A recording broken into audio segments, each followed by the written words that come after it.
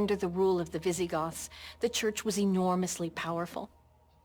The memory of the time when the church was enormously powerful made them chafe even more against the hegemony of the Umayyads. So a group of churchmen begin a kind of resistance movement. The movement was led by the Christian monk Eulogius and encouraged by a layman, Paul Alvarez. Alvarez was upset not just by conversion, but by the fact that even the remaining Christians seemed unduly influenced by Arabic culture. Alas, all talented young Christians read and study with enthusiasm the Arab books. They have forgotten their own language. For everyone who can write a letter in Latin to a friend, there are 1,000 who can express themselves in Arabic with elegance and write better poems in this language than the Arabs themselves. Where's the next generation and the generation after that of the priesthood going to come from if young Christian men are increasingly of the belief that they can continue to be good Christians, but Arabo-Islamic in all of their other cultural visages? Paul and Eulogius saw this as a crisis. Islam represented clearly a higher culture than the Latin culture of the Spanish Christians. Everything that the Muslims did was better. The art, the literature, their agricultural techniques, the whole lifestyle was more attractive. It becomes a culture of extraordinary seduction and attraction for many people. So for the Christian community, it becomes a problem. They begin to lose their culture. It's rolled over by this cultural juggernaut that is Arabic. The resistance movement became known as the Cordoban Martyrs. They would go in front of a Muslim judge, they would go in front of a Muslim ruler, and they would start saying the most horrible things they could think of about the Prophet Muhammad. And these are things that they know very clearly are punishable by death, and they seek death. So what you see in the Cordoban Martyrs movement is this last-ditch attempt to halt this cultural interpenetration, to halt this process by which large numbers of Christians under Muslim rule were converting. The voluntary martyrs had a kind of deep cultural frustration, and this very rhetorical movement seemed to answer their need to put Christianity in the center of the spotlight. Beginning in the year 850, 48 Andalusi Christians were executed for offenses against Islam. Eulogius himself, one of the last to be killed, was beheaded in 859. He was martyred in mid-afternoon of Saturday, the 11th of March. O blessed and wonderful man of his age, who in many martyrs sent the fruit of his work ahead of him. But the deaths of the martyrs did little to stop the surge of Islam on the Iberian Peninsula. In fact, Muslim Cordoba was about to witness something Abdurrahman could only have dreamed of.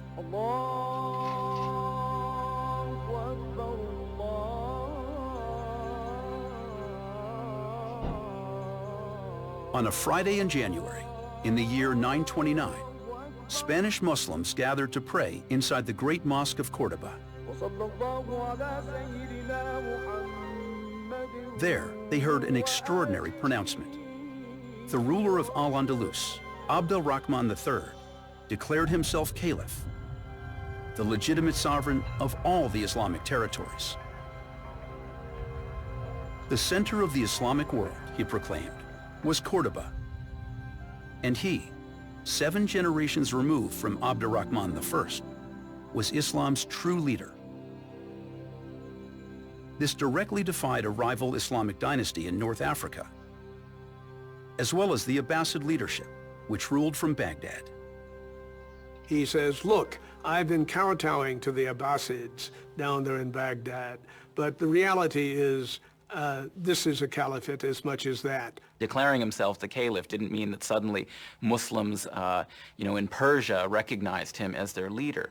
But what it meant is that in order to make this claim stick or seem reasonable, he had to act like a caliph and also create a glamorous capital that was worthy of that status and title. Abd-ur-Rahman III ruled over a city that by the 10th century was the largest in Europe. Cordoba boasted sophisticated amenities like paved streets, lighting systems, and running water. The introduction of water transforms the city. The city becomes cleaner.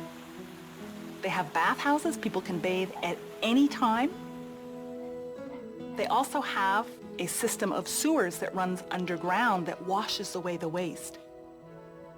So if you can imagine walking through a medieval city that did not smell, that is an extraordinary indication of high standard of living. And it is the kind of thing that people from elsewhere commented upon when they came to Cordoba, that it was beautiful, partly because it appealed to the senses, all of the senses.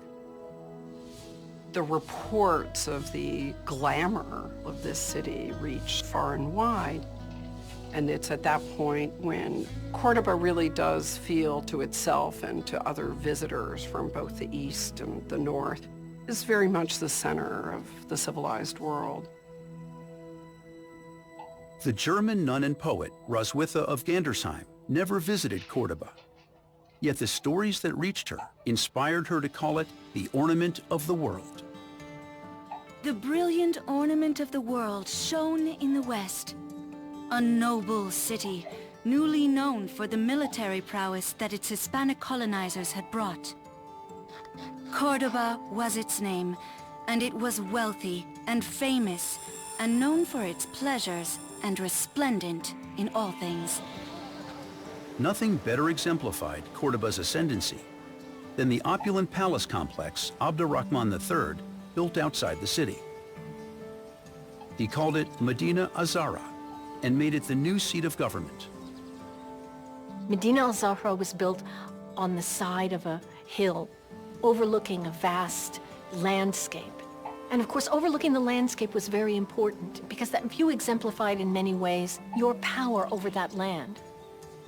He builds it not as a single palace, but as a sprawling complex of multiple palaces, multiple mosques, multiple gardens.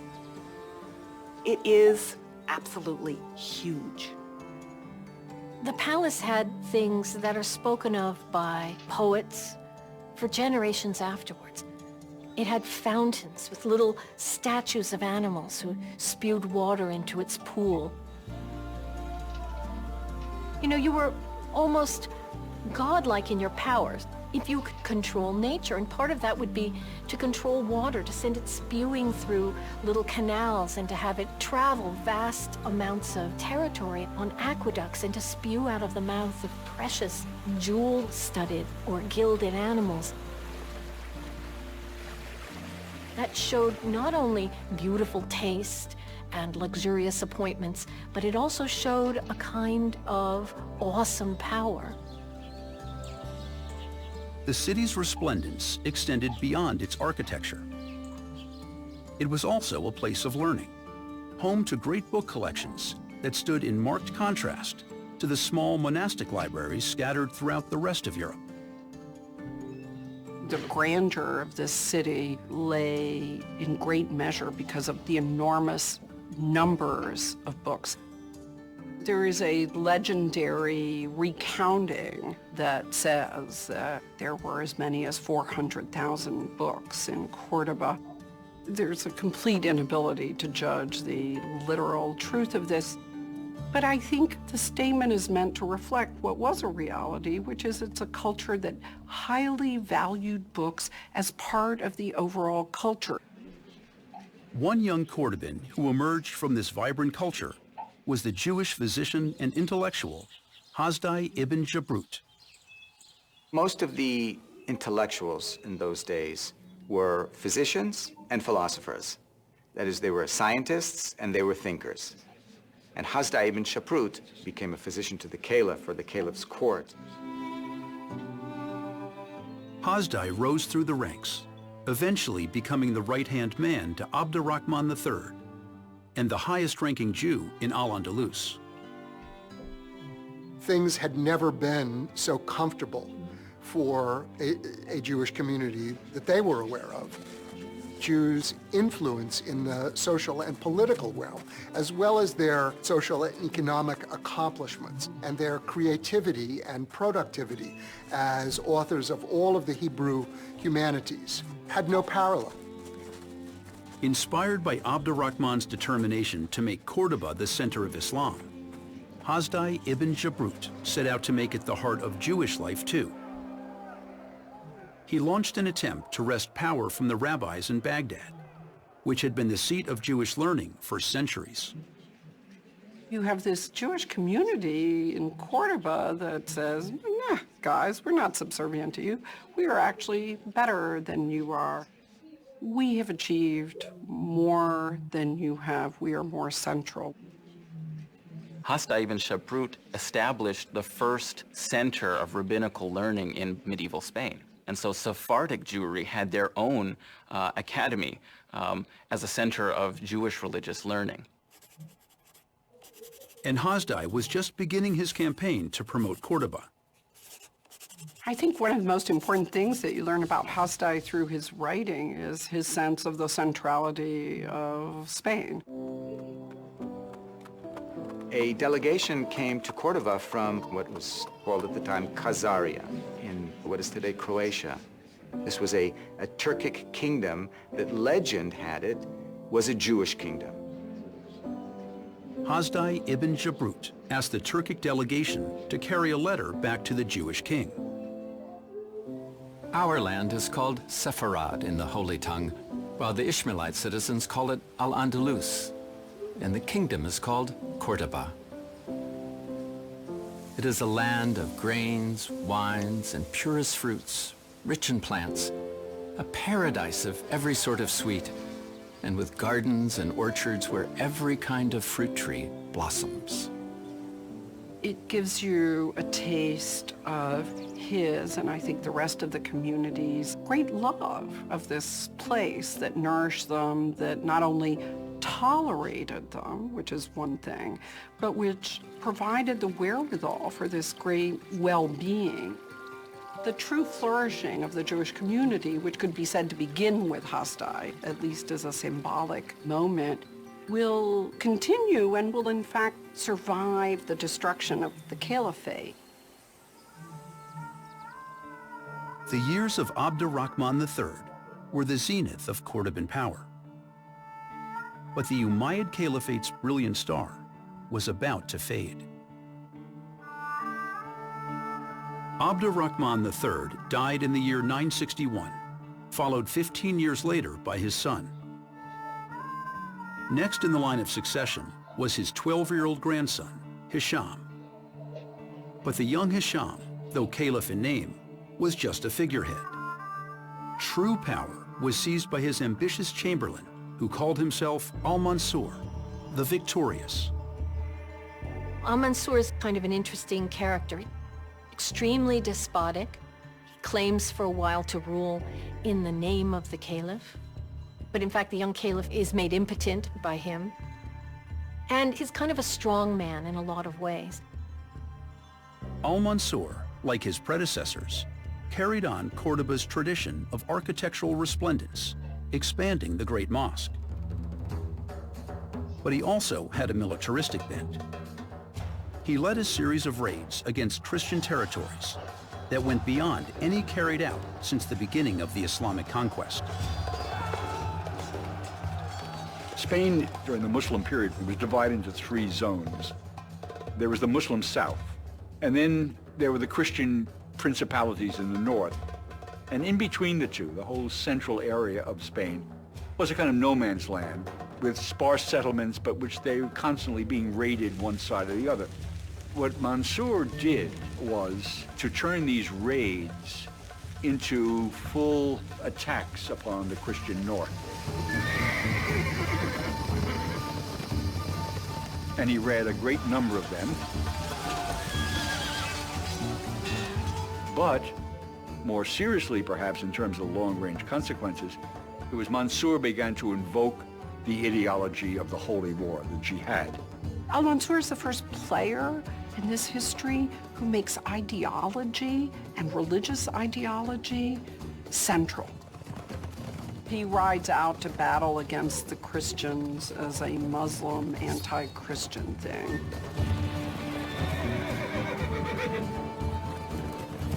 But these recurrent battles took a toll on al-Mansur's armies, and he needed an infusion of new blood to defeat the northern kingdoms. To bolster his forces, he turned to Berber mercenaries from North Africa. And the Berbers have to be paid. That's the thing about mercenaries, they want to be paid. It was a dangerous game in which al-Mansur paid his troops with the loot they plundered.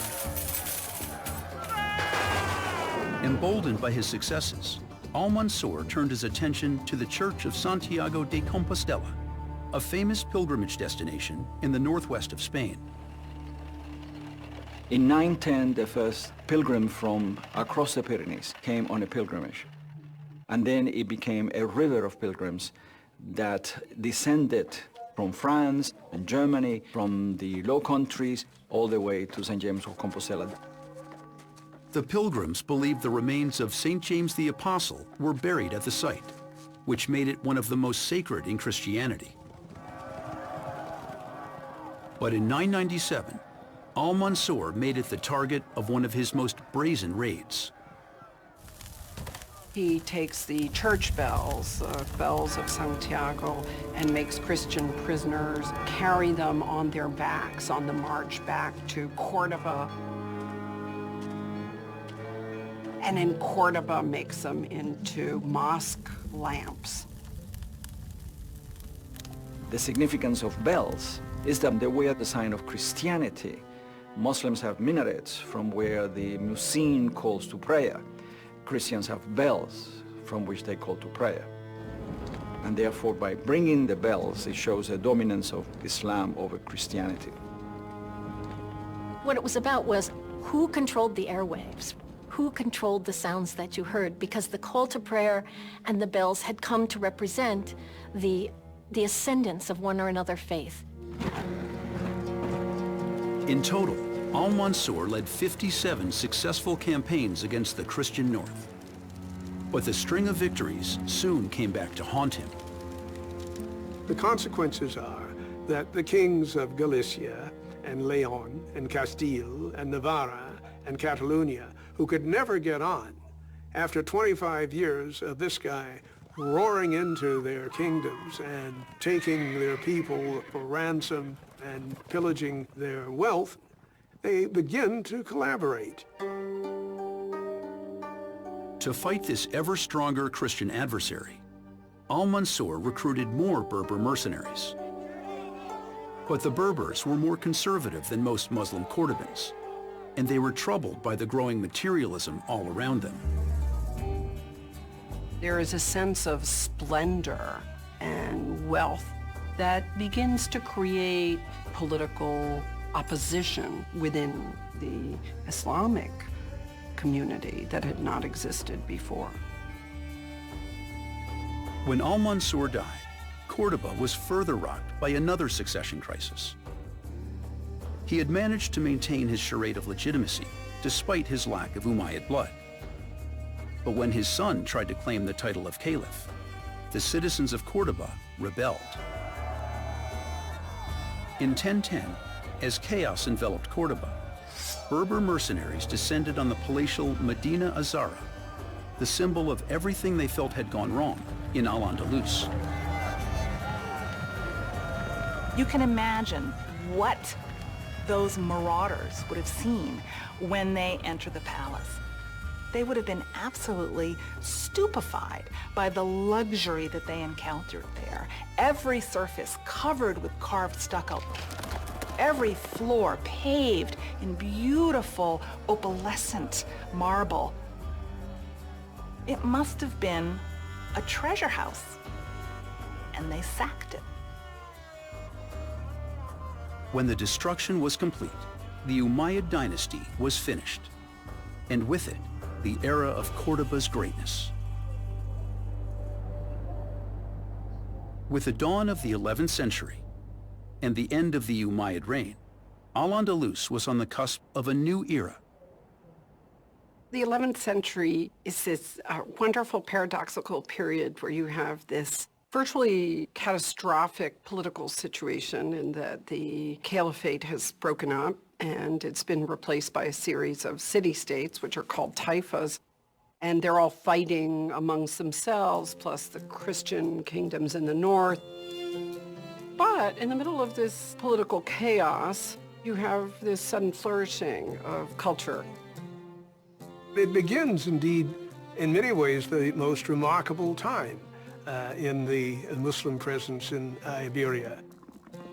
These independent cities competed with each other, and in that competition, they produced a great upswell of commercial activity and even greater convivencia. This is the time when the pluralism that is supposed to distinguish this experiment in Al-Andalus really takes hold. Instead of having one central court, there were now a whole variety of different city-states that were in competition. These different courts competed for singers and performers and poets and writers.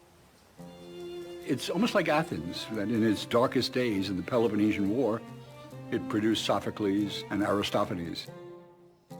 Out of political turmoil frequently comes extraordinary literary and artistic productions. And the same is true here with the taifas. One of the art forms to reach new heights under the Taifa kingdoms was Andalusian music. The most characteristic form of Andalusian music, the muashah, really begins to spread and become popular in the 11th century.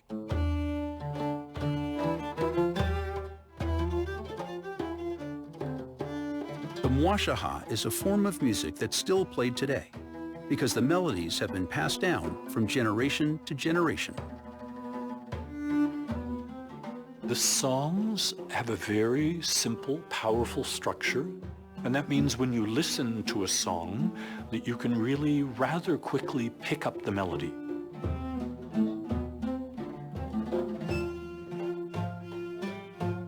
A typical scene would be set in a garden where the voice within the lyric is talking about the distance between him and his beloved.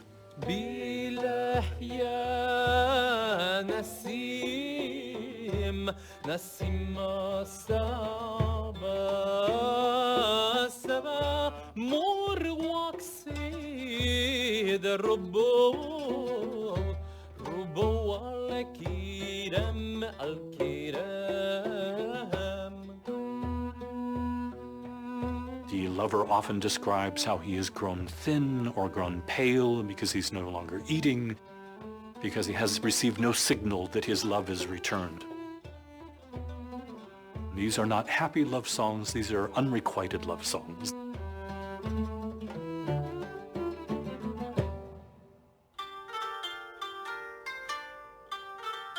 The muashaha was sung in classical Arabic, while a related form, called the zijal, was sung in Andalusi Arabic, which was the vernacular language of the day.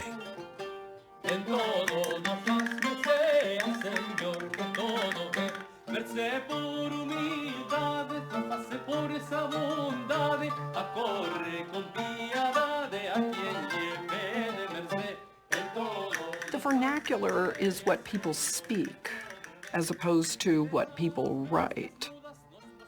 I think Mark Twain is one of the great examples of a writer that stood out in his own moment because he attempted to give a written version of what would have been the Southern Black vernacular. This kind of music was popular not only in Al-Andalus, but also in southern France, where the troubadours were writing their lyrics, not in Latin, but in Occitan, the local spoken language.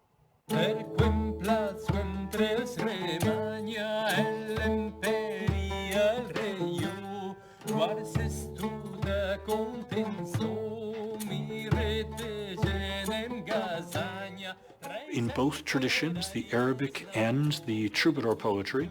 There is a sort of wild frenzy of writing complicated, complex rhyme schemes.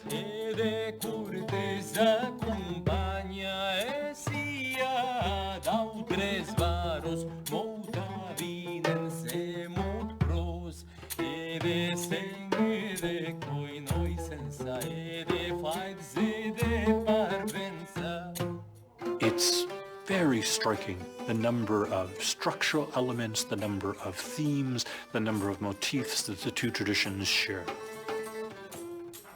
Despite these common elements, no one is really sure how the two traditions came to be so similar. One of the problems historically has always been that people imagined that these were two very separate worlds, that you had the high courtly world of southern France, and then you had this somehow very distant and utterly removed world of Islamic Spain. This division is almost totally illusory. These were worlds that interpenetrated each other. Things like musical instruments, as well as the music played on musical instruments, travel very easily. There's no language barriers there, nor is there much for song, which is something that you can appreciate if you pay close attention to the ways in which people who speak no English whatsoever can sing Beatles songs. As music flourished, so did other arts. Some of medieval Spain's most important thinkers and writers lived during the 11th century. The most famous of these figures in the Arabic-speaking world is Ibn Hazm. He was an extraordinarily prolific man and wrote hundreds and hundreds of books and was a ferocious polemicist. His counterpart, with whom in fact he had a great polemical relationship, is Samuel the Nagid. These two great intellectuals fled Cordoba after the fall of the caliphate. If you think of two figures that emerged from the collapse of Cordoba, Ibn Hazm, a Muslim on the one hand, and Samuel ibn Nagrila, a Jew on the other, both are struggling to make careers in the wreckage. They shared much in common, but the course of their lives could not have been more different. Ibn Hazm was born in 994 into a wealthy and influential Cordoban family. The son of a powerful government official, he expected to follow in his father's footsteps. But the collapse of Cordoba derailed his plans. In his early years, he was deposed from office and imprisoned, and eventually retired from public life at a relatively young age to devote himself to scholarship and to a kind of an intellectual rabble-rousing against all that he thought had gone wrong with Islam in Al-Andalus. Prosperity has been changed into a sterile desert. Society into frightful loneliness. Beauty into rubble-strewn plains. Tranquility into terrifying difficulties. Well, Ibn Hazm in exile is a cranky, roaming philosopher, writer. He wrote very bitterly and harshly against his enemies of every sort. And yet he's remembered for one book, which is a book about love. And it's this wonderful book that is called The Neck Ring of the Dove, or The Dove's Neck Ring. I've a sickness doctors can't cure, inexorably pulling me to the well of my destruction. Consented to be a sacrifice, killed for her love. Eager, like the drunk gulping wine mixed with poison.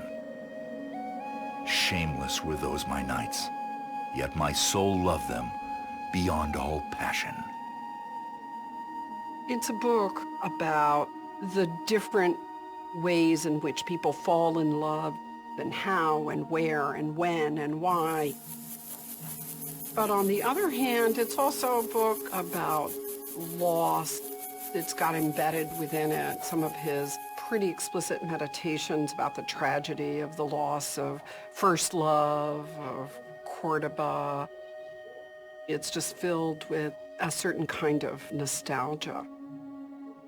Those rooms full of epigraphy, those adorned boudoirs that used to shine like the sun, and which, with the sole contemplation of their beauty, sadness fled. Now, they are like the open jaws of savage beasts that announce the decline that is this world. He writes of how heartbreaking it is to see the remains of what was once, a beautiful palace or a beautiful villa, and all of it is just flattened. So he has this sense that Cordoba is just a kind of ghost of its former self.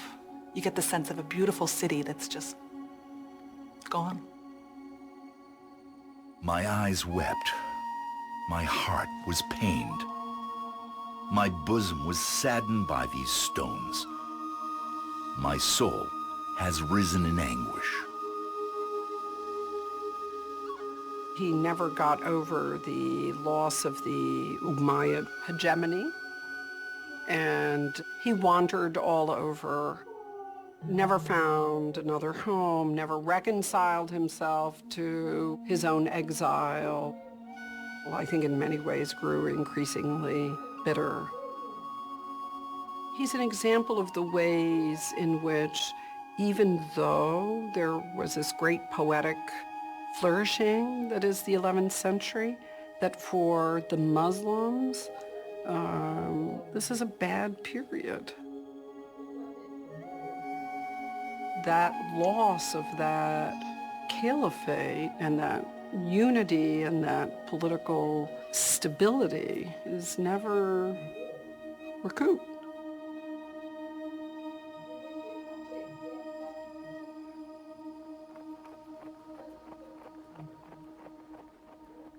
Ibn Hazm's counterpart in exile, a Jew named Samuel the Nagid, followed a very different path.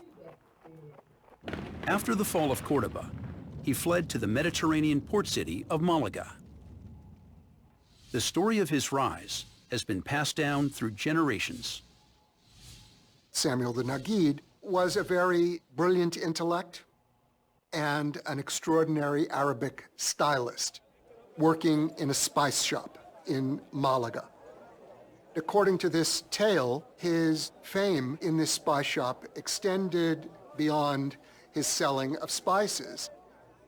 The maidservant of the scribe of the king was sent to that shop to buy spices, and when she saw how eloquent his computation and writing was, she conveyed that information to her boss, who then conveyed that information up the line, and he became a person of interest in the positive sense.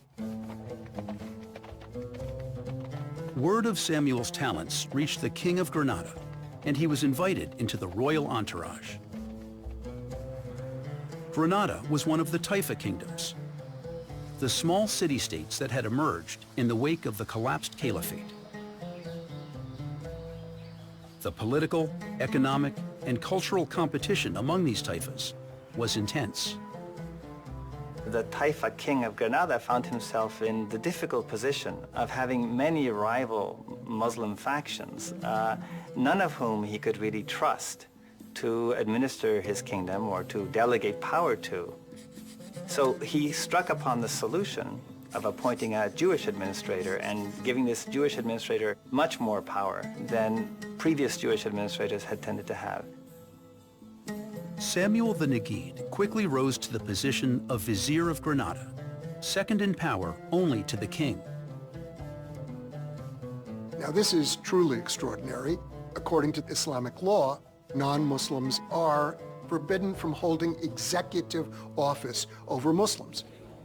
But here you have the Nagid exercising executive power over Muslims in Granada. Indeed, one of Samuel's most famous poems asserted that he was the general of a Muslim army. My friend for me in my straits, the rock rose up. Therefore I offer praises, my poem to the Lord. He recognized fear in my heart and erased it. So my song is sung to the healer, He ravaged my enemies with pain, easing my own. Someone objected, "Who are you to pay homage?" "I am," I answered, "the David of my age." Samuel's poetry marked an extraordinary innovation.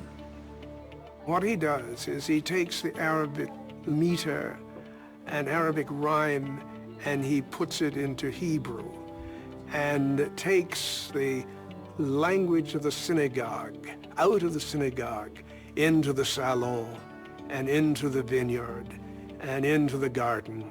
So beginning with Samuel, you really have this golden age of the new Hebrew poetry. Gazing through the night and its stars, or the grass and its bugs, I know in my heart these swarms are the craft of surpassing wisdom. Think, the skies resemble a tent stretched taut by loops and hooks, and the moon with its stars, a shepherdess on a meadow grazing. Like beasts in their ample stalls, fleeing our terror of death.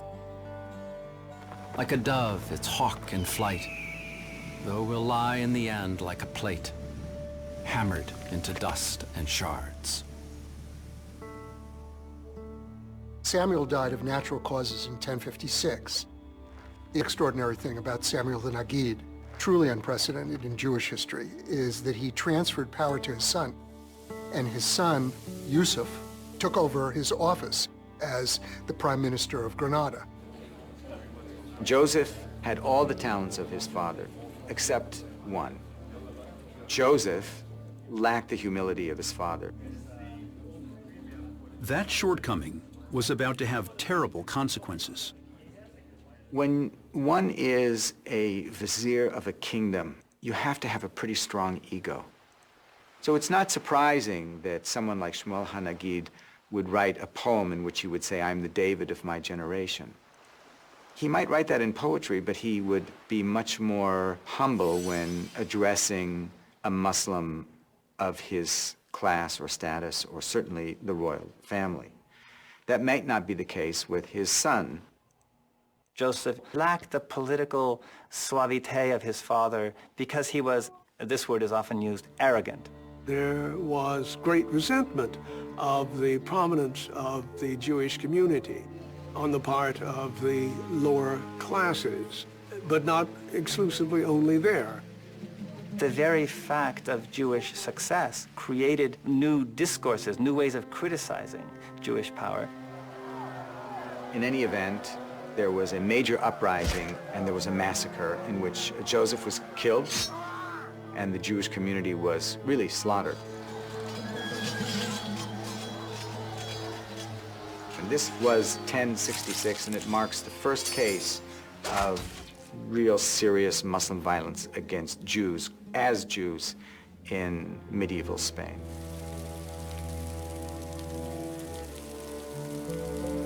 We have uprisings and revolts and assassinations in the history of Al-Andalus all the time, most of which have nothing whatsoever to do with the Jews. So in a certain sense, Joseph was the wrong person in office at the wrong time, and his community was an easy target. But from a more narrow perspective of Jewish history, it reacquaints one with the precariousness of Jewish life as a small minority. The most important explanation of this is it's kind of a release valve.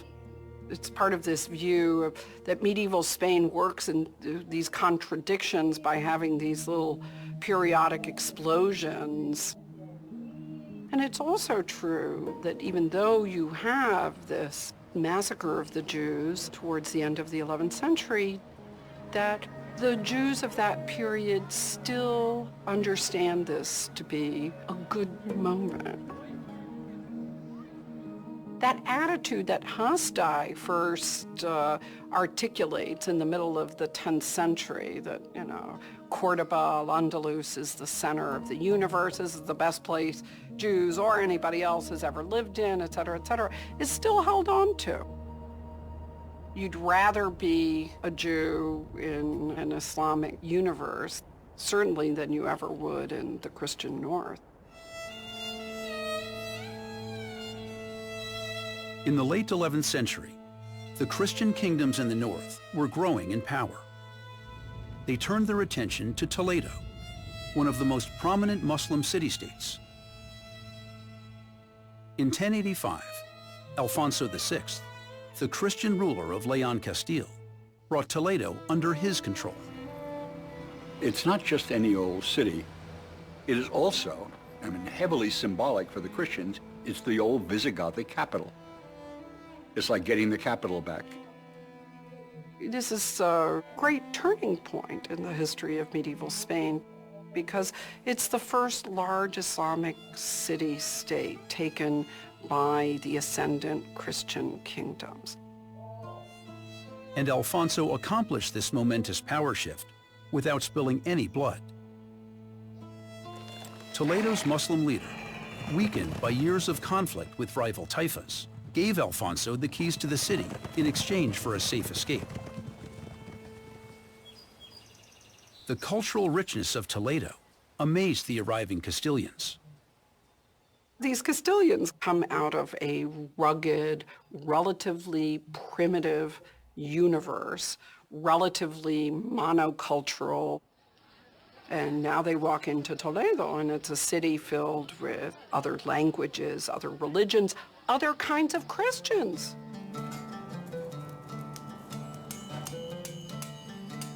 There was no city like Toledo in the north of Spain. No cosmopolitan city teeming with goods from around the world, with all this diversity of knowledge and learning. So coming into this city and possessing it was an extraordinary cultural change. Alfonso VI called himself the Emperor of all the Spains. So that means that Alfonso respects the status quo he finds. There are guarantees of freedom of worship in the same way that the Muslims had done.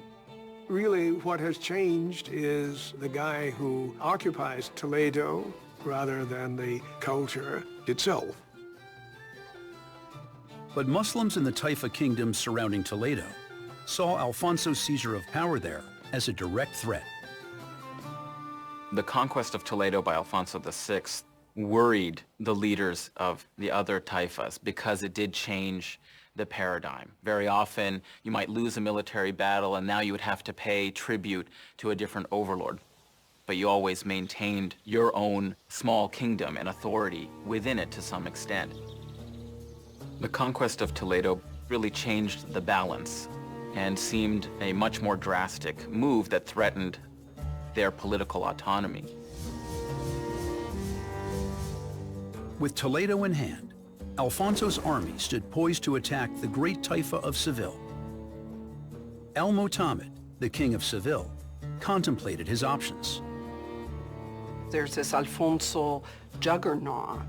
And Al-Mu'tamid, as the most powerful of the Taifa kings and as the head of Seville, appeals against some of their better judgment, perhaps, to the Almoravids, the Muslim group that is in power across the streets of Gibraltar in Morocco. Fierce warriors, the Almoravids had already conquered much of North Africa. The Almoravids had a particular puritanical reforming brand of Islam. It had emerged initially as a religious movement that grew in political power. They saw the Andalusis as immoral Muslims, and they imagined that their military and political weakness was partly due to their having lost the true dictates of Islam and growing lax in their practice of it. Al-Mu'tamid's son warned his father that the Almoravids were risky allies, but the king felt he had no choice. I have no desire to be branded by my descendants as the man who delivered Al-Andalus as prey to the infidels. And for my part, I would rather be a camel driver in Africa than a swineherd in Castile. Soon after the Almoravids arrived on Andalusian soil, they defeated Alfonso's army in a battle so savage, it was named Al-Zalaqa, or slippery ground, for the tremendous amount of blood shed that day. the Almoravids do, in that sense, save Seville for the moment. But they also understand, having been there, that this is a place that's ripe for the picking. A few years after their successful battle against Alfonso VI, the Almoravids come across again, this time uninvited. Now, not to help al-Mu'tamid or the Taifas, but to take them over. Al-Mu'tamid appeals. Who does he appeal to help him out? But the swineherd himself, Alfonso. And Alfonso, in fact, which is even more interesting, heads out to go and help al-Mu'tamid to defend him against this predatory raid now of the Almoravids, but too little, too late. And not only is Seville and the rest of what remained of Al-Andalus taken as the colony now of the Almoravids, but poor al-Mu'tamid is taken prisoner and eventually sent to Morocco to rot and die in a jail there. The Almoravid Empire would help to forestall for centuries the ultimate Christian conquest of Spain. But under Almoravid influence, the culture of Al-Andalus was beginning to change.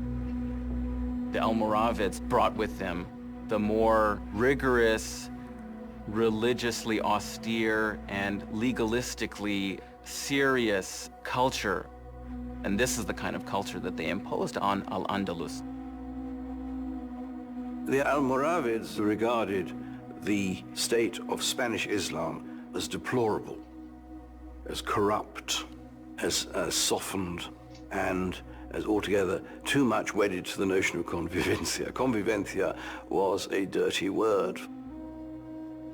In practical terms, it meant something of an end to the free movement across religious boundaries, participation in a common high culture of music and art, things that made Andalusia distinctive as a Muslim society.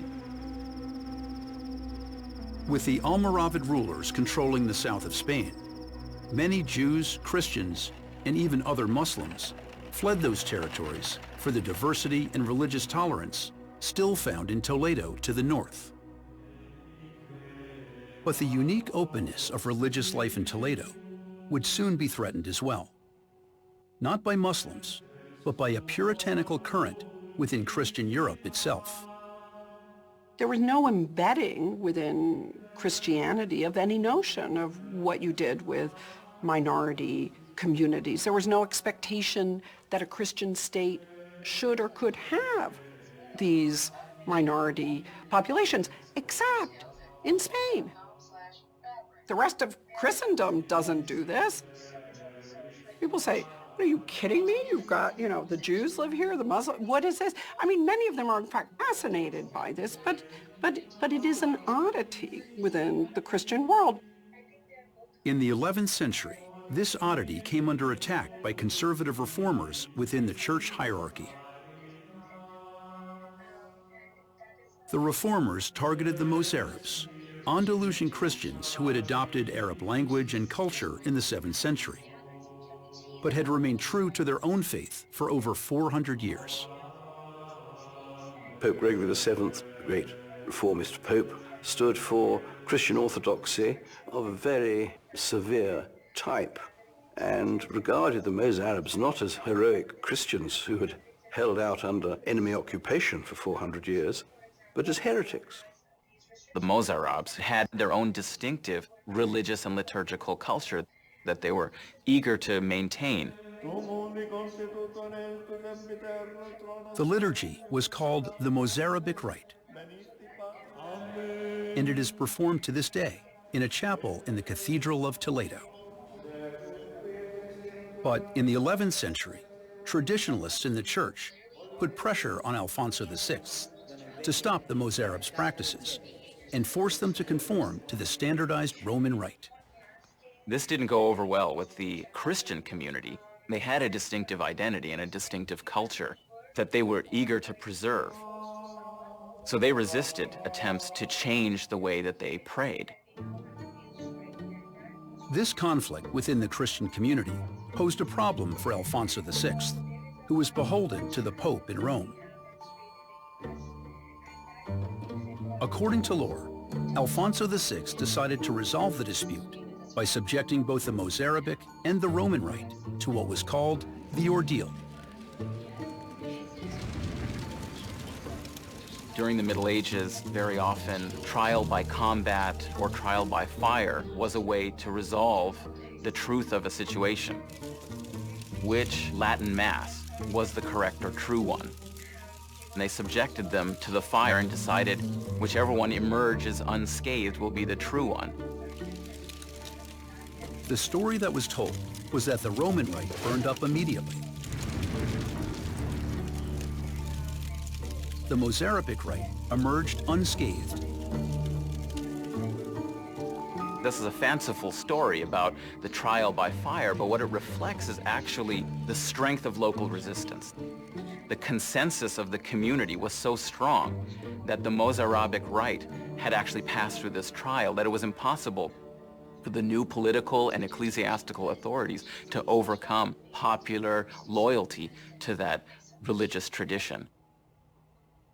The history of Christianity is not one of some uniform thing from the beginning. On the contrary, it's a series of both regional and philosophical quarrels within the community itself.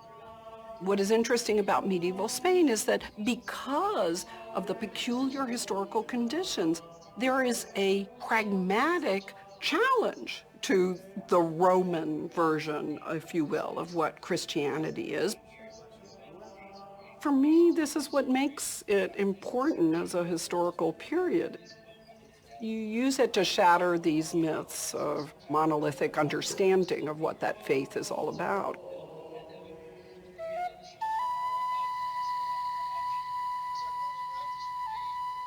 As the 12th century dawned in Toledo, the city's persistent intellectual richness helped fuel profound changes in the rest of Europe.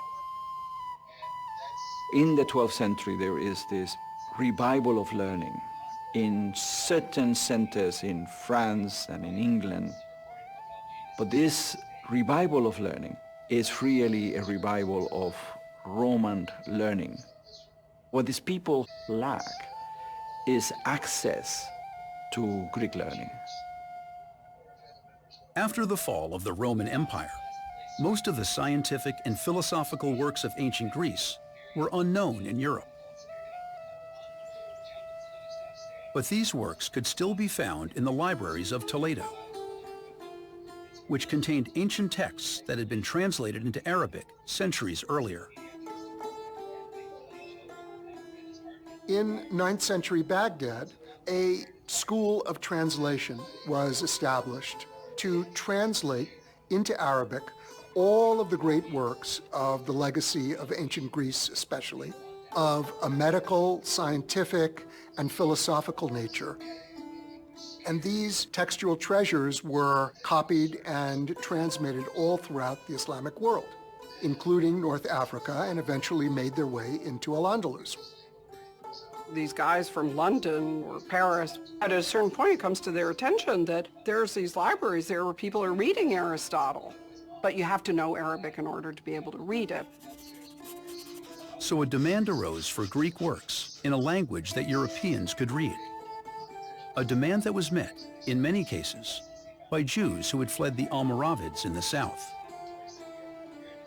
The way the translation seemed to have worked was it was done orally by and large. Somebody translated orally into a middle language, either Castilian or Hebrew. And then a second person would translate from Hebrew or Castilian into Latin. All of these efforts of translation and production and dissemination in Al-Andalus and in Toledo produced what some historians call a 12th century Renaissance in Spain. And it is from there that the intellectual legacy of ancient Greece and Rome was transferred from Islam into Christendom. Europeans were particularly eager to become reacquainted with Aristotle. In the 12th century, one of their sources were the writings of Maimonides, the great Jewish philosopher and scholar. They also read commentaries by Maimonides' contemporary from Cordoba, Ibn Rushd, a Muslim intellectual and legal scholar who became known in the West as Averroes. Everybody needs a commentary on Aristotle because it's not exactly pellucid. Right? It's complicated stuff. And Averroes seemed to have understood it in a particularly trenchant fashion. People didn't approach philosophy by saying, I want to find out what Aristotle, the great ancient master, had to say.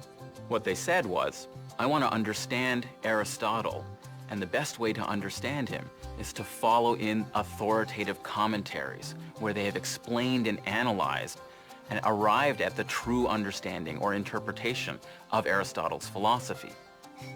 And so Averroes, far from having a kind of secondary status as merely a commentator, was actually an authoritative guide to understanding what they were after. Averroes tried to reconcile the apparent discrepancy between logic and belief, philosophy and revelation. I think there was an understanding that philosophy really contradicted revelation. And that's what Averroes was trying to explain to himself, how this can be, how philosophy can say one thing and that revelation can say another. He wanted to harmonize these two and ended up absolutely coming down on the side of the canons of reason. This was never the orthodox position among Muslim theologians, and for that reason, Ibn Rushd fell out of favor and really isn't studied very often in the Muslim world. In the Christian world, however, his fame grew.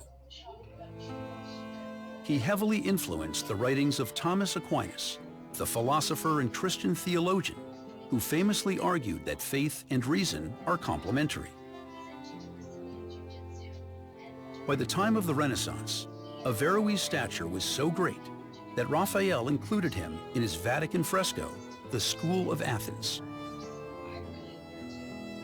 Very often when we think of the translation movement, we think that Arabic culture and the Arabic language preserved the Greek traditions of philosophy and science that then were recovered by Latin Europe in the 12th century. But this is, I think, a real misperception of the situation. Arabic as a language had, among medieval Latin scholars, a great deal of prestige and status because it was identified as a philosophical and scholarly language in its own right. And so we can look at the Arab period and Arab scholars as continuing a tradition rather than just preserving it. As the decades passed, Toledo grew as a magnet for scholars. But its importance as a center of translation also took on a very different dimension. The translation movement is always cited as an example of convivencia, of how the two sides sort of reconcile. But there's more to the translation movement. There is, for example, Peter the Venerable. In 1142, Peter the Venerable, the great abbot of the most powerful and important monastery in Latin Europe, Cluny, made a trip to Spain and visited Toledo. And while there, he conceived of the idea that there needed to be some answer to the Saracens, as the Muslims were known. It seemed to him that they were going unchallenged. Who was speaking up to challenge these grave errors that he saw? Up to this point, not only has no one responded to this heresy, which more than any other has led to the eternal damnation of the bodies and souls of a great part of the human race, but no one has taken the least pains to research or study what this pestilential heresy is, or whence it has come. He thought that the first step towards providing an authoritative polemical refutation of Islam was the acquiring of genuine knowledge about Islam. Peter eventually finds this man named Robert of Ketton, clearly an Englishman, and Robert was actually a great scholar of mathematics. And he knew Arabic because, as many of these scholars did, he'd had to learn just enough to be able to read the mathematical text that he wanted to be able to read. Peter was apparently able to, in effect, bribe Robert to put aside the work that he was really interested in so that Robert would take charge of the project, the very difficult project, it must be said, of translating the Quran into Latin. This is part of the kind of interest in new forms of knowledge, but it is also a way in which you have access to a text so you can engage it polemically, that is to say, against it. Now the Christians began to have ammunition for polemic. They knew something about the life of Muhammad and could start attacking his polygamy and his other practices that they found objectionable. This is not exactly convivencia. Peter the Venerable of Cluny is just the beginning of this increasingly aggressive view on the part of Christianity that the Muslims could be had. The Christian princes of the north began to think, we can win this. While at the same time, the Roman Church was thinking exactly the same thing. The Church had launched a crusade, or holy war, in Jerusalem at the end of the 11th century, and made it clear that it considered the Iberian conflicts to be religious crusades as well. The Church wants to create this vision of a cosmos in which it's either Christianity or nothing. The Christians of especially Rome would like to see a polarized battle, which becomes a kind of emblem of a battle of good against evil, of Christianity against Islam, which is not at all how things have been up until now. But with the coming of the Almoravids from North Africa, then there became the possibility to imagine black and white, right and wrong, Muslim, Christian. Despite these festering political and religious conflicts, in Toledo, cultural life continued to flourish, now under the reign of Alfonso X, known as Alfonso the Wise. Alfonso's intellectual activity and his range of activity caused him to be referred to as the wonder of the world.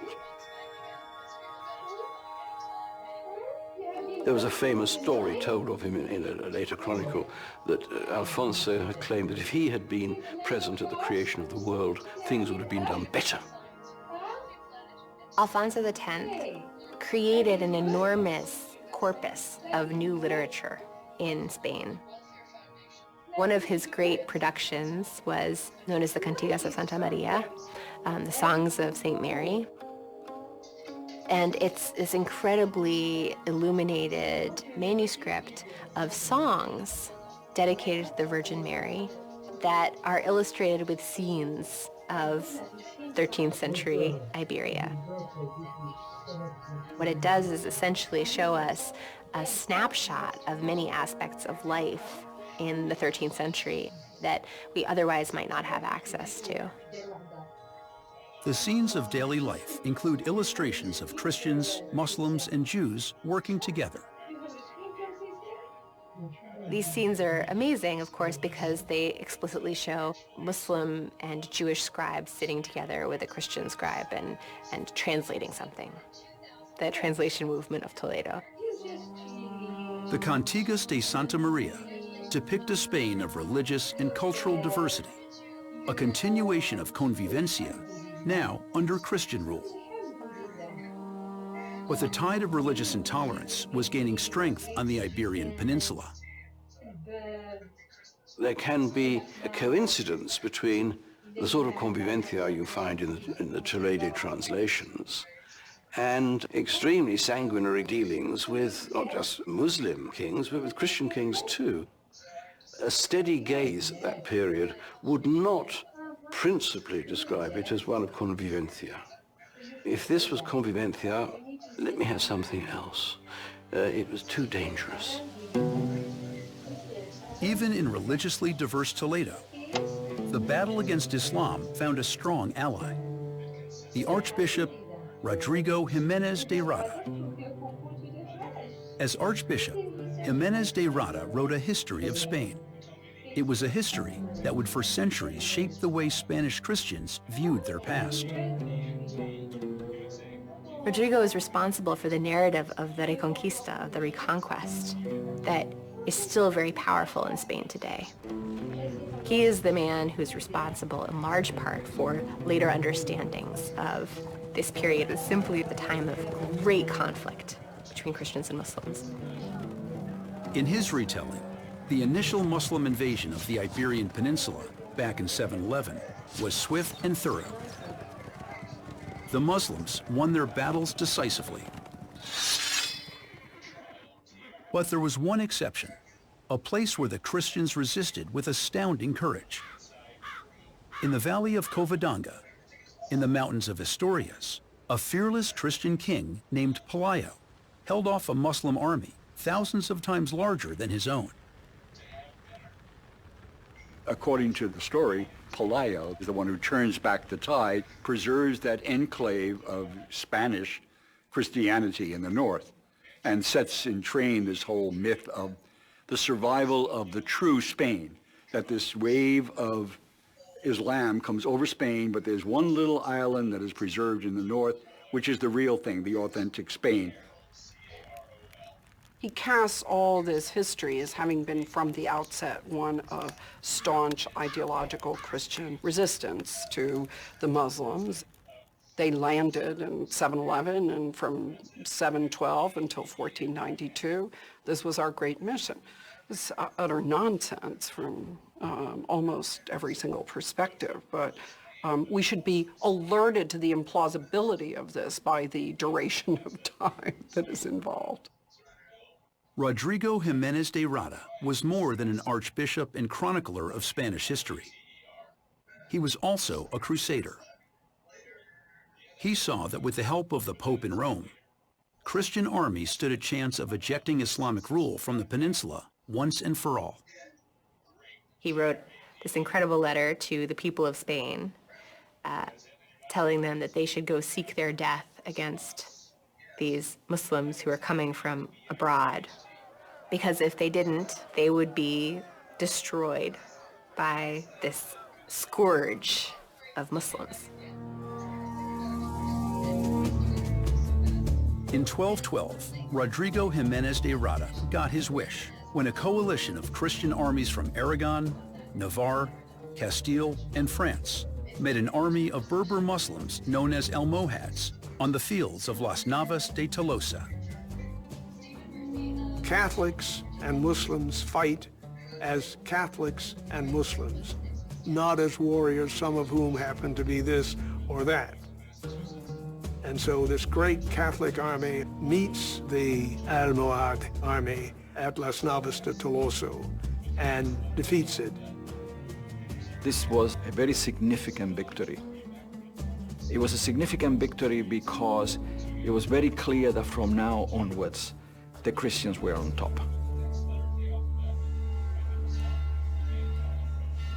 Nine years after the Battle of Las Navas de Tolosa, Rodrigo Jimenez de Rada came to the Church of San Roman in Toledo to reconsecrate it as a holy place for Castilian Christians.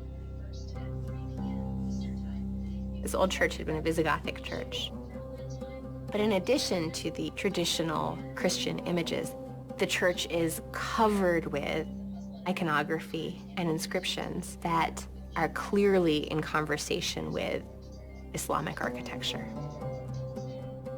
Surrounding many of these scenes are inscriptions in Arabic, prosperity and good fortune, repeated again and again and again and again. The Arabic writing was done by Christians. The church was reconsecrated with the Arabic writing. Some of this seems so flagrantly contradictory to us because we've fallen into the trap of believing that because it's Arabic, it must be Muslim, and thus it's foreign to Christians. Whereas, by the beginning of the 13th century, stuff that's Arabic is part of the definition of being a Castilian Christian. Rodrigo Jimenez de Rada, the churchman and warrior who championed the Spanish Crusade at Las Navas de Tolosa, felt right at home among these Arabic inscriptions. He is himself a scholar of Arabic, and marvelously, when his body is exhumed, it's discovered, which actually shouldn't surprise us at all, that he's buried in these wonderful gowns that have hems, that have Arabic writing. Even at this moment of most sort of severe cultural and ideologically driven Christian sentiment against Muslims, to be a high-end Christian statesman is to be able to wear Arabic gowns. The Christian victory at Las Navas de Tolosa was the first of many over the next 60 years, in which one Muslim city after another, including Cordoba, fell to Christian rule under King Ferdinand III of Castile. But one Muslim city-state survived, Granada, which was able to maintain its independence because Muhammad ibn Nasr, the founder of the Nasr dynasty, had helped King Ferdinand conquer the rival Muslim city of Seville. We often forget, why is it set up that way? Well, it's set up as the last Muslim kingdom by the Castilian kings, and which will last 250 years. Granada is incredibly prosperous because they have access to the trade with North Africa. And the port of Malaga, which is the port of Granada, is an incredibly important port with mercantile connections through the entire Mediterranean. So they pay very heavy tribute to the Castilian kings. As long as they pay, they are exempted from a final attack. They're embattled in one way or another from the beginning. And yet, even they, in this embattled, subservient, sometimes cornered, literally, position, exert extraordinary cultural influence. Because it's under the Nasrids that you begin to see the building of the great architectural monument that is the Alhambra. And it is the Alhambra and all the style that goes with that that will set the style for the Castilian kings for generations.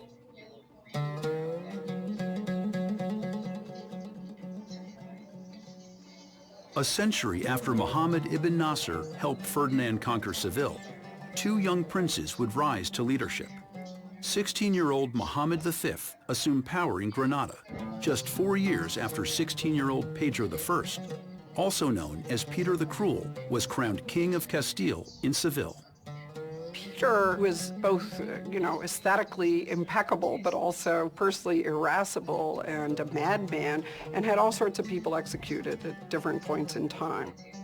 But even though he was a homicidal maniac, Peter was also the last of the Castilian kings who still views Castilian identity as deeply entwined with Jewish communities and learning and Jewishness, if you will, as well as with Arabic culture. In the mid-14th century, political intrigue forced Muhammad V to flee the Alhambra. The young leader sought asylum in Seville at the Alcazar, the palatial home of his friend, Pedro I. Their time together there had a profound influence on its architecture. When Muhammad comes, he brings a taste that Pedro finds very interesting. And he and Pedro walk around, looking at what could happen in the palace that belongs to Pedro, talking about architecture, talking about ideas, some of which came from the Alhambra. In the Court of the Maidens, for example, you see an open courtyard. Surrounding it is an arcade, the presence of water, the presence of gardens, the use of highly colored, really quite beautiful ceramic tile, and the delicate columns. I think Muhammad helps Pedro to build that courtyard, because the courtyard looks very Islamic. At some point, Muhammad is able to return home, packs his bags. Thank you, I've had a very nice time at the Alcazar. He goes back to the Alhambra, but he's still building. He's an architect. He loves to build. And so he now undertakes his own building intervention. And that is the Court of the Lions. The Court of the Lions, therefore, is, if anything, a copy of the Christian Alcázar. We need to think of them as being in a conversation. And in a conversation, when one person speaks, the other one answers, and then the first one answers back. And that is exactly what is happening between these two buildings. It's a kind of conversation of architecture in which palace speaks to palace and they respond to each other. But as that conversation continued, the Alhambra increasingly became an expression of Muhammad's extravagant architectural tastes, which reflected his beliefs about the dominion over which he ruled. The Alhambra is this incredibly nostalgic monument that musters 700 years of Islamic cultural hegemony on the Iberian Peninsula to make a sort of last defiant statement to a world from which the Nasrids are waning and Islam is waning. A large number of the inscriptions on the building are poetry expressing the immutability of the power of the Sultan. The poems seem to be answering an unvoiced threat, which is of course the threat of a place which will soon be without power, very soon in history. I think it's important to understand that it is a shared culture. It's not so much that you have this separate Castilian culture that somehow borrows this stuff, all of our old terminology is wrong, but rather that they have this deeply intertwined shared culture. It's that culture that you see most gloriously, perhaps, in the Alhambra, but that you also see in one of the great surviving synagogues of Spain, which is called the Tránsito, a synagogue built by Samuel Halevi, Peter's Jewish finance minister. Samuel stood at the end of a long line of powerful and influential Jewish advisors to Spanish rulers. Samuel has a sumptuous house in Toledo and builds, adjacent to that house, a synagogue. It's a private synagogue, but he opens it to the community. He allows them in to pray. And that building shows the same kind of cultural complexity and openness to other cultural traditions that we see at the Alcázar of Seville. It is, of course, a synagogue. It is, of course, for Jewish prayer. But it has stucco work that is very similar to the kind of stucco work we see back in Seville. And it has not only Hebrew inscriptions, but it also has Arabic. And it has the coat of arms of Pedro of Castile. When Samuel Halevi builds this synagogue, he has a dedication plaque put up in which he dedicates it to his wonderful monarch who supported him in all things and who's extraordinarily wise. When we look at that plaque, we see that the plaque is written in Hebrew, but we also see it inscribed with the arms of the King of Castile, the castle and the lion. That's very important because it's showing us that this style, which looks incredibly Islamic to us, is the style that represents the King of Castile. But Peter paid a price for his close relationship to Samuel. One of the propaganda lines against Peter the Cruel was that he was a favorer of Jews. Again, a theme that's used against every Christian king in Spain, that he empowers Jews too much over Christians. In fact, they even circulated stories that Peter the Cruel wasn't actually the son of his father, the king, but that he was a Jewish baby who had been smuggled into the cradle by the queen to cover up the fact that she was barren. So the way in which you criticize a king you don't like is by calling him a Jew lover. And against Peter the Cruel, this was deployed at levels of intensity that we really hadn't seen before. Even Samuel became vulnerable. After the synagogue was completed, Peter suspected him of embezzling the funds to build it, and in 1360, had him executed. A few years later, Peter himself was killed. Peter's bastard half-brother, whose name is Henry Enrique, murders him. It is Henry who in fact cultivates and foments what will be these terrible massacres of Jews in 1391. And after that, nothing is ever the same again. And soon came the events that marked the beginning of the end of Jewish life in Spain. A series of massacres. They begin in Seville in 1391, where there's an attack on the Jewish community that first starts on Easter and then is frustrated and picks up again a few weeks later. As the rumor of that massacre spreads, the same is done in cities all over large parts of Spain. For example, in Valencia, and Barcelona, and Girona, big centers of Jewish population. Thousands of Jews were forced to convert to Christianity or be slaughtered. The factors that lead up to this are not clear, but a big part of everything that happens in the second half of the 14th century has to be understood in at least some general way as being a byproduct of the devastation of the Black Death, the plague of these years. The coming of the Black Death was something new to Europe, a kind of scourge of God, which needed explanation and precipitated a massive crisis, of course. When a third of the population dies, you need an explanation. And you tend to think, if you're thinking in Christian terms, in messianic terms, in apocalyptic terms. And the apocalypse is meant to bring with it certain kinds of events, including the massacre and mass conversion of the remaining Jews in the world. So in some ways, 1391 is an attempt to hasten or to participate in the apocalypse by forcing the conversion of the Jews. Though Jews would remain in Spain for another century, the golden age of Jewish participation in Spanish society was over.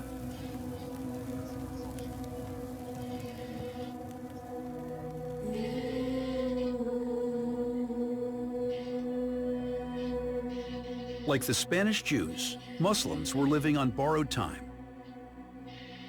Soon, Granada, the independent and protected Nasrid kingdom, would be embattled.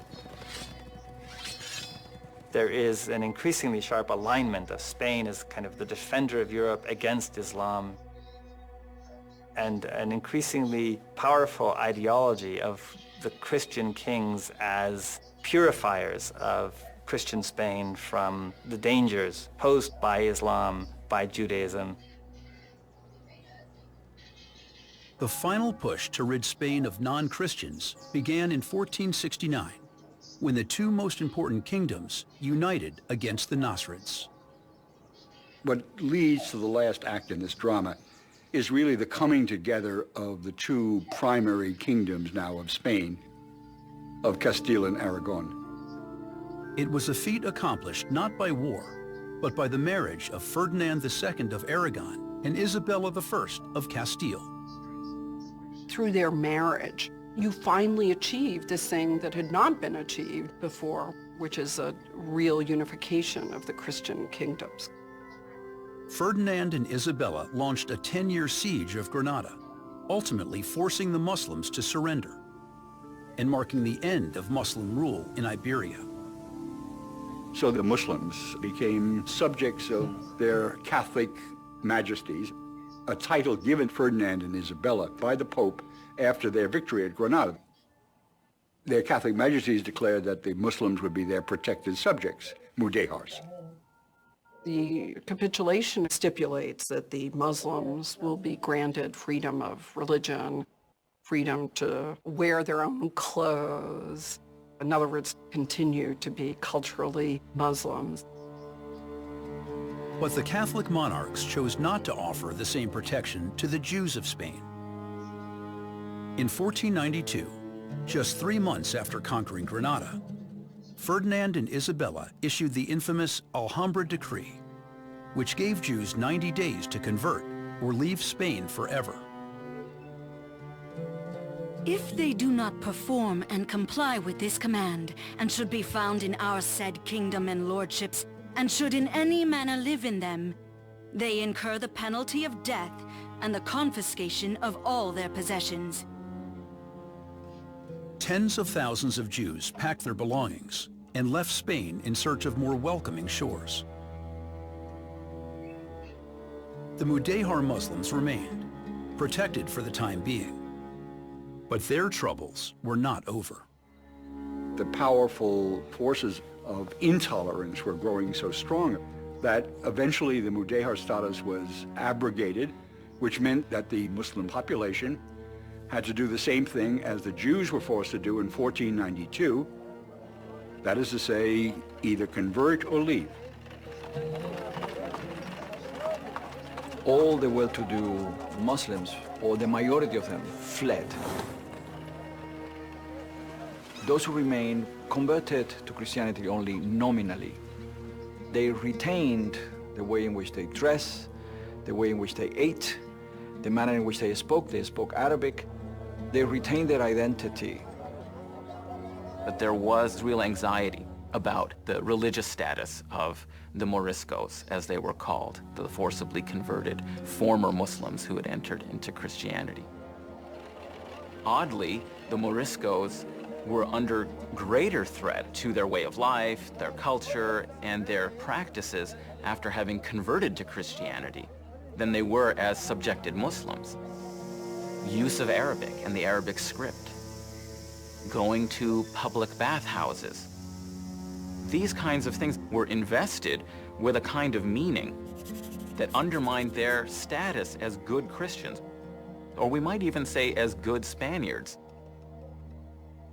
So Christianity finds itself faced with the fulfillment of its dream, and the fulfillment of its dream creates a vast anxiety. Having forced people to convert, they then doubted the sincerity of the conversions. I mean, what else is new? And then had to find some sort of mechanism to help themselves out of this dilemma. And the mechanism was, of course, the Inquisition. Ferdinand and Isabella had first established the Tribunal of the Holy Office of the Inquisition in 1480 to protect the purity of the Christian faith. But after Muslims and Jews were ordered to convert or leave, enforcement of Christian orthodoxy intensified. The tribunal interrogated, tortured, and killed thousands of Spaniards suspected of continuing to harbor allegiance to Judaism or Islam. The Spaniards are the last among the Christians of Europe to convert to the idea that Christians don't co-inhabit territories with Jews and Muslims, and thus they become the most rabid enforcers of that notion.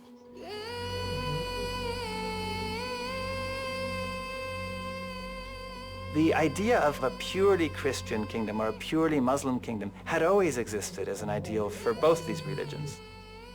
What happens is that in Christian Spain, that dream became something of a reality.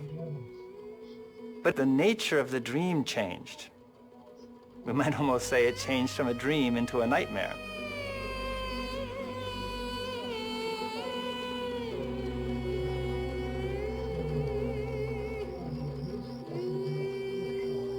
"800 years after Muslim armies first invaded Spain, the period of convivencia drew to a painful, prolonged, and bloody close. An ending so traumatic, it has obscured the more enduring story of medieval Spain. Of a time and place where Muslims, Jews, and Christians created a common culture that was unique, one whose legacy still endures today.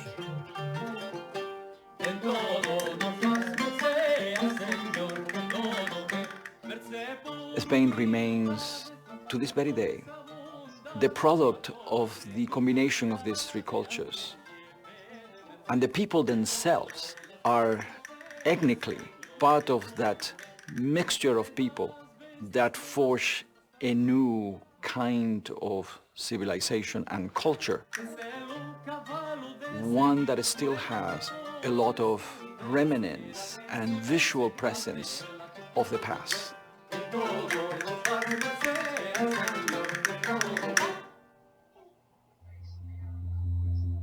presence of the past in the present. The mosque Abdurrahman built when he first came to Al-Andalus is today known as the Cathedral of Cordoba, a place where two great faiths seem to collide, even as they coexist. What you see is essentially the appropriation of the sacred places of the defeated as a way of, in a sense, marking your victory. Nowhere is this more obvious and more insulting and more horrid than in the construction of a Gothic cathedral right smack in the center of the great mosque of Cordoba.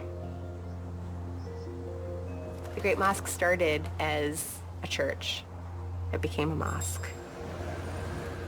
It became a church again. Now, its primary draw is that it is a former mosque, and everybody wants to come see the former mosque. It's a monument that is so complex in its cultural and religious roots that it's hard to extricate one strand from the other. In medieval Spain, different people with different languages and different worldviews and different ways of life and different talents were somehow welcomed, even with lots of problems and lots of tensions. There were martyrdoms, there were executions, there were battles fought, there were betrayals. There were also alliances, and there were moments that were truly moments of convivencia. What's important about the period we call convivencia is that we see that every one of these moments contains both a kind of drive to coexistence and a kind of drive to the fulfillment of ideals that we might call anti-coexistence. Messianic, purification, expulsion, conquest. You have this culture created that could not have been created by any one of these three religious groups, but that is very much a product of this commingling of Muslims and Christians and Jews.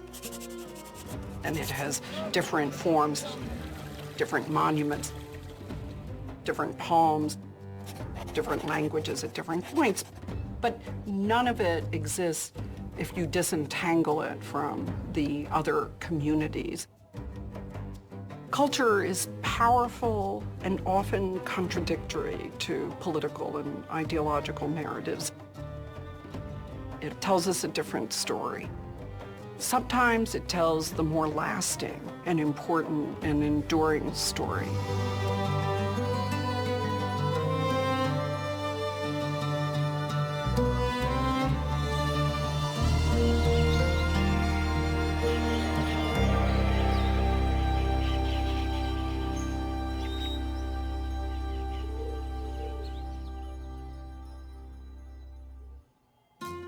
Learn more about this extraordinary period and discover resources for educational and community use at pbs.org. The Ornament of the World is available on DVD. The book is also available. To order, visit shoppbs.org or call 1-800-PLAY-PBS. This program is also available for download on iTunes.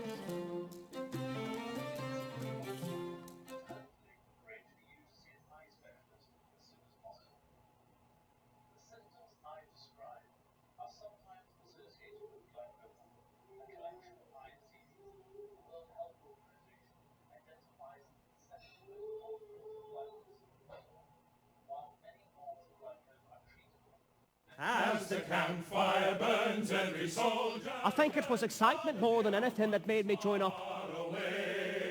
Because we all thought the war would be over by Christmas. We wish you a Merry Christmas, we wish you a Merry Christmas.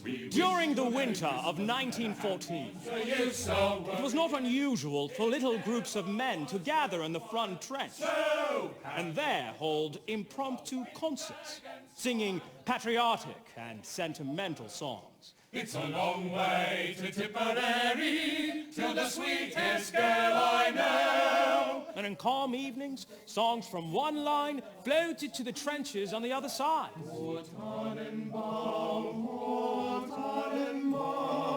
In the middle of the war, we had ourselves a merry Christmas.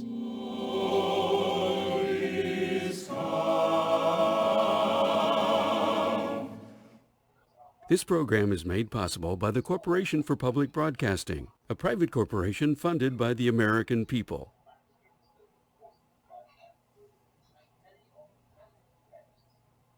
Well, you go to Flanders, my Malio. Well, you go to Flanders, my Malio. Here we'll get wine and brandy, and sack and sugar candy. While you go to Flanders, my Malio. While you go to Flanders, my Malio, and see the bonny soldiers, my Malio. They'll hear the pipes of law with their plaids and kilts bra. The fittest of them all, my Malio.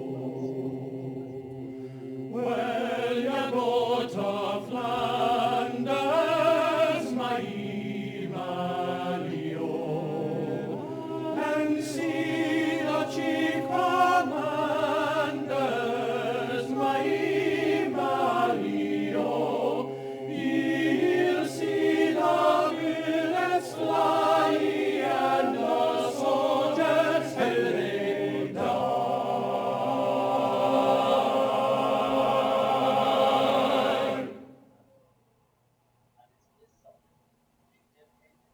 And the ladies how they cry, my Malio.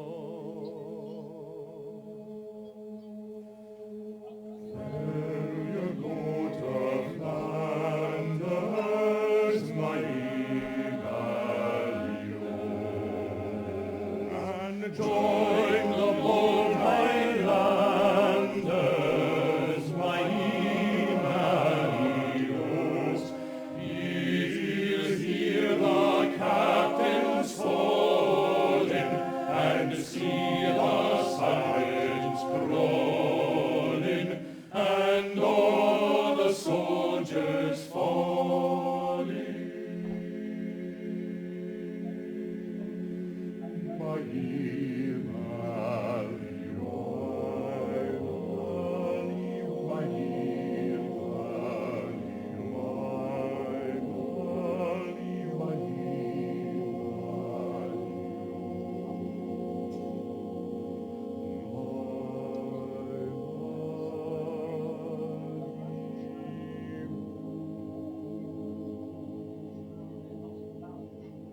Come on and join, come on and join, come on and join Lord Kitchener's army.